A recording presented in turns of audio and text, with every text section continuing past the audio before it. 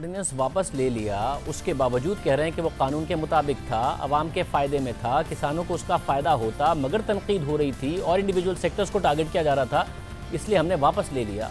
ये हुकूमत खुद कह रही है कि महज तनकीद की वजह से एक ऐसा कदम जो उनके मुताबिक कानून के मुताबिक था और आवाम के मुफाद में था, वो उन्होंने वापस ले लिया है। तहरीक इंसाफ की हुकूमत में तनकीद की वजह से इतना बुनियादी कदम वापस ले लिया गया है। वज़ीर-ए-आज़म के मामले खुसूसी बराए पेट्रोलियम नदीम बाबर ने भी दावा किया कि हुकूमत का कदम तवील मुशावरत के बाद आवाम को रिलीफ पहुंचाने के लिए उठाया था, मगर अब सुप्रीम कोर्ट इस मामले को देखेगी। इस दौरान जब उनसे पूछा गया कि वो मुतमईन करने में नाकाम हो गए, तो मुशीर ख़जाना डॉक्टर हफीज़ शेख ने उन्हें और उमर अय्यूब को जवाब देने से रोक दिया।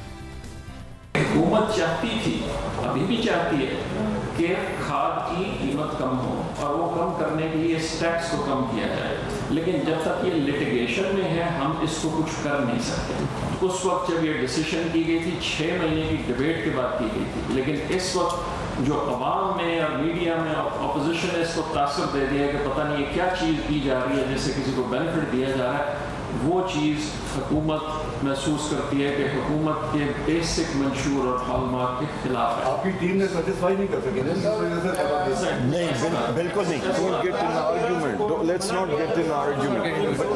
Okay ji, thank you very much.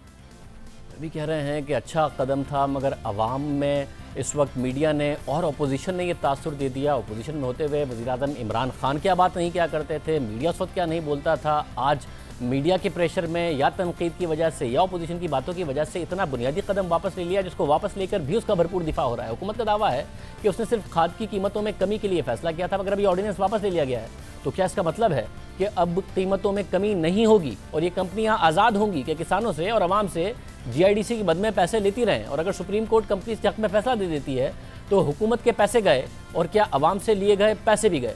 ये अचानक हुआ क्या? गुज़िश्ता रोज़ मामले खुसूसी बराए इत्तलात फिरदौस आशिक एवान ने यह इल्ज़ाम लगाया था कि मीडिया और एक मखसूस तबका इस मामले को ख़ास रुख देना चाहता है। इस पर वज़ीर-ए-आज़म ने बरहमी का इजहार किया है और वुज़रा को हिदायत की है कि वह आवाम को मुतमईन कर। एक मखसूस तबका, मीडिया का एक ऐसा सेक्शन और सोशल मीडिया में बैठे कुछ नाकदीन, वो टारगेट करके प्लान करके एक मखसूस एजेंडे के तहत इस इनिशिएटिव को टिल्ट दे रहे हैं और एक ऐसी हुकूमत को मिलान करने का ज़रिया बना रहे हैं जिसने पाकिस्तान से करप्शन, अकरबा परवरी को ख़त्म करके मेरिट का बोलबाला किया है।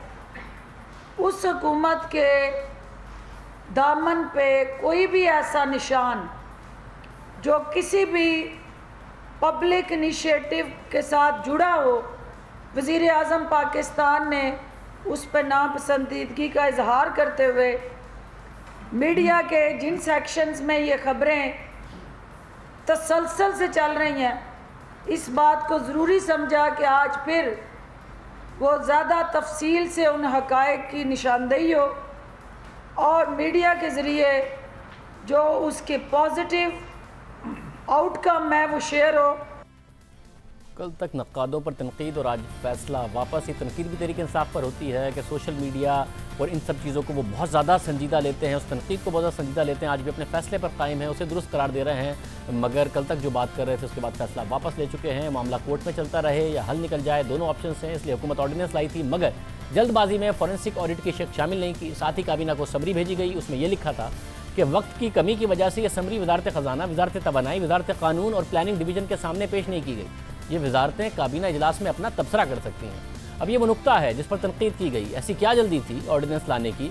क्यों मुतल्लिका वजारतों से मुशावरत नहीं की गई? क्यों पहले फॉरेंसिक ऑडिट नहीं कराया गया या की शराइत नहीं रखी गई और हुकूमत अपना फैसला वापस लेने पर मजबूर हो गई? और जो रिलीफ आवाम को पहुँचाना चाहती थी वो आवाम तक नहीं पहुँच सका।